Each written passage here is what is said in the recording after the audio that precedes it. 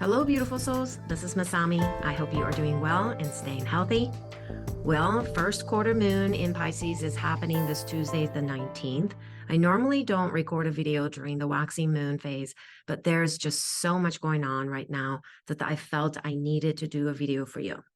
I will be sharing a significant pressure point in your body to be addressed during this week, especially during this first quarter moon till probably about the Friday of this week.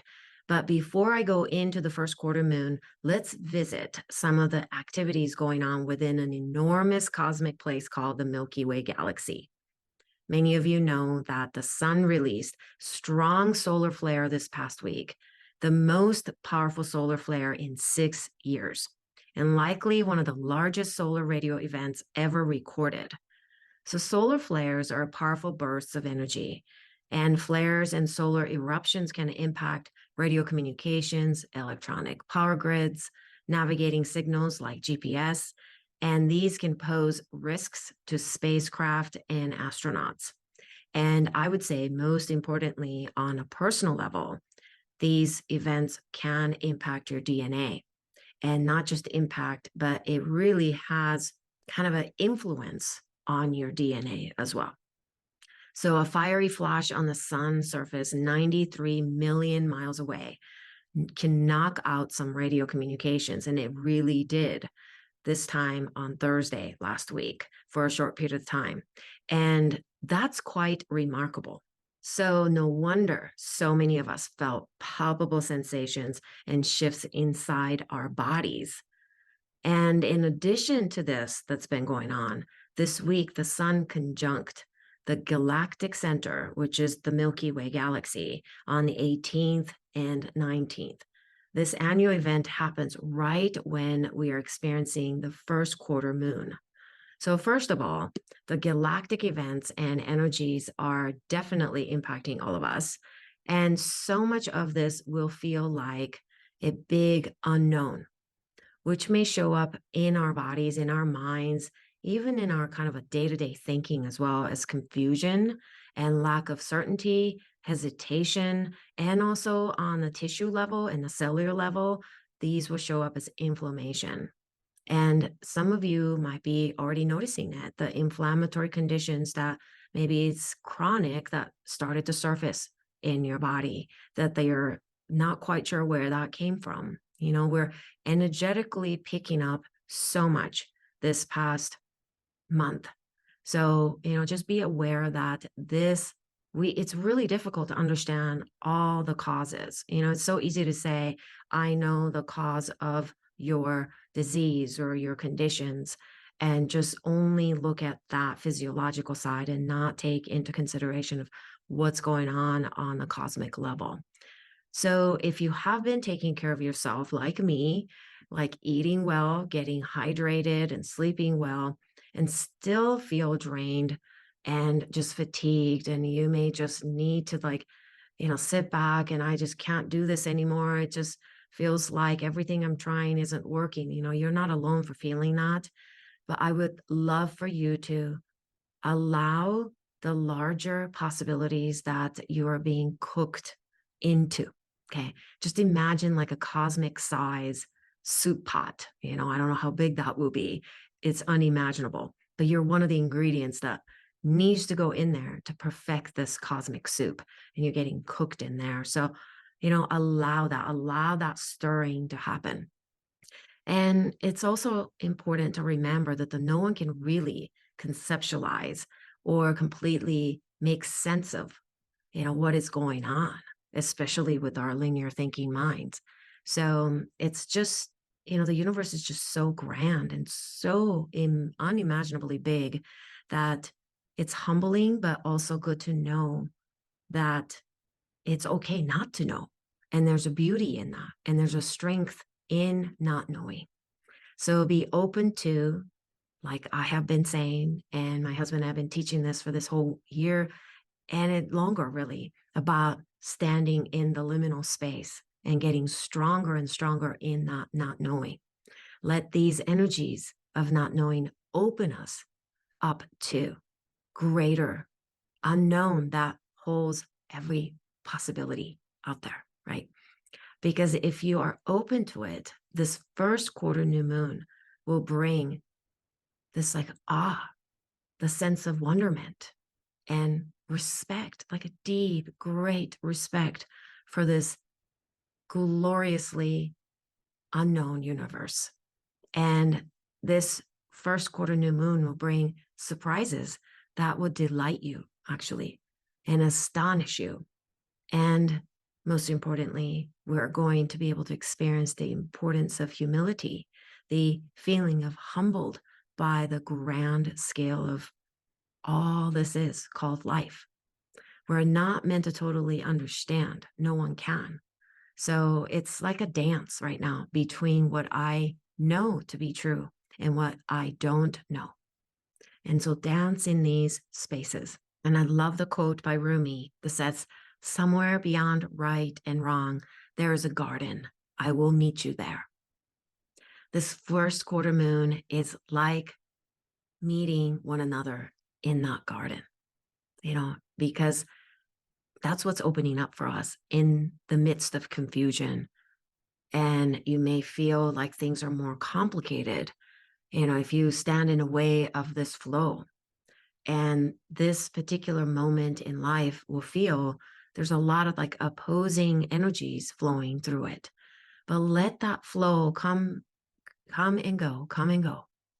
And sometimes in this week, I guarantee you will feel some things that you've always felt like it's right for you will all of a sudden feel wrong. Like this isn't it. And what you knew to be wrong now feels totally in alignment with where you're going.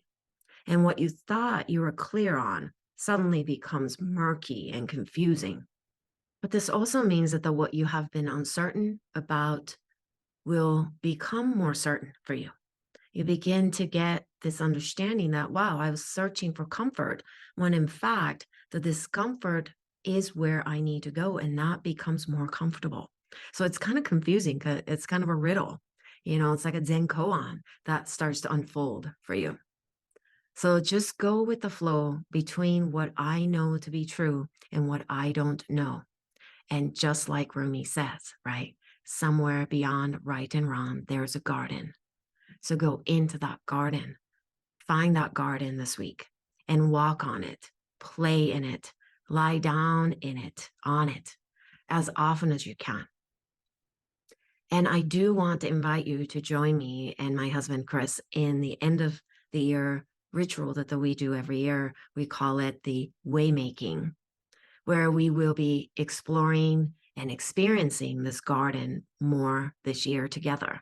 The title of this year's waymaking is Tending the Soul Fire.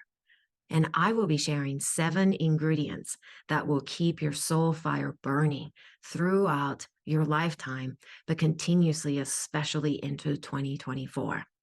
The link to learn more about it and join the waymaking is below. So please click that and check it out.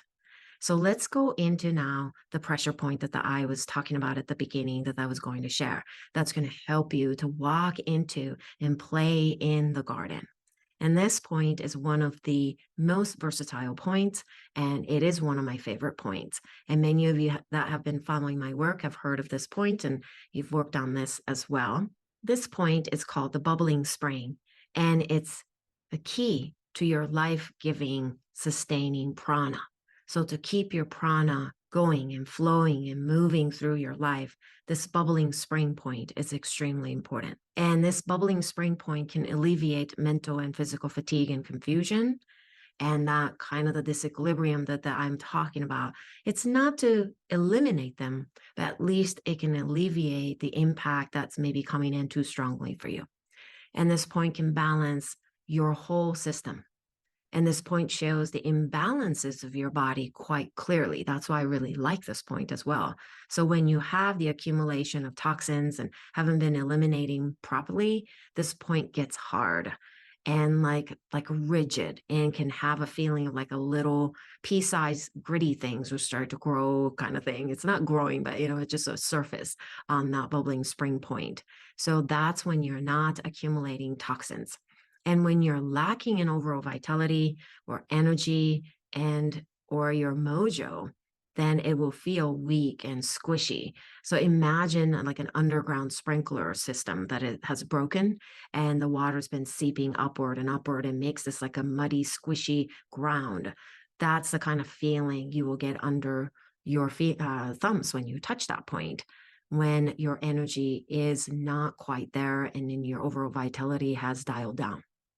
To find a point, you can look at this picture again, and it's located on the sole of your both feet, and use your thumbs to address this spot. Really, it's kind of the best way to do it. Okay. Both thumbs and massage or press or warm this spot. You can use warm stones too. I have talked about this many times, but you can let these little rocks or pebbles just consume and take in the solar energy. You leave it outside where the sun can hit, and then these stones and rocks will accumulate and hold on to the solar energy, and you can place these little rocks on that bubbling spring point as well to warm that area up. You can also warm like a washcloth and place it. And if you're using your thumbs, be invited into this bubbling spring. Stay there for about 1 minute with steady pulsating pressure. You can use small circulating motions as well, but stay with it for 1 minute, maybe let out for about 30 seconds and then press in again. You can repeat that 2 to 3 times and as often as 2-3 times per day. So it's a great point to press before you go to bed too, because that's going to calm your nervous system, because this point decreases the fight or flight and lowers the stress reactions. It's kind of that triggers that you've been experiencing, or maybe holiday season is really keyed up. This pressure point can be very, very helpful in softening that kind of reactions. These points can calm the nervous system, like I said earlier, and when you need the deeper awareness to this present moment, and you're not getting completely thrown off by all this cosmic level, galaxy level events, and you need to come back to this present moment, this is a wonderful point to address. And, of course, the best way to address this bubbling spring is to take your shoes off and your socks off and walk the garden. If you can still walk outside, go out there, expose your feet to that. If you can't, you could always use a small stone or pebbles or rocks. Okay. Bubbling spring point is something that will ground you in the garden space Rumi talks about. And it keeps us both grounded and connected to the greater universe. We often forget that we are not the only living conscious beings in this universe. We often forget that we don't understand everything that is going on in this universe. So it's a very kind of a humbling time to be alive. And at the same time, it can be the word keeps coming back to me, is confusion. But instead of getting thrown off of your axis, the vertical axis of heaven and earth, come back to a pressure point like the bubbling spring to reunite who you are, bring the fragmented selves back to this whole being, and be open to cosmic level surprises that will shift the course of all of our lives. And let yourself wander around the garden of this great big mystery called life. I deeply appreciate you, deeply bow to you. If these videos are helpful to you, please subscribe to my YouTube channel and give me thumbs up.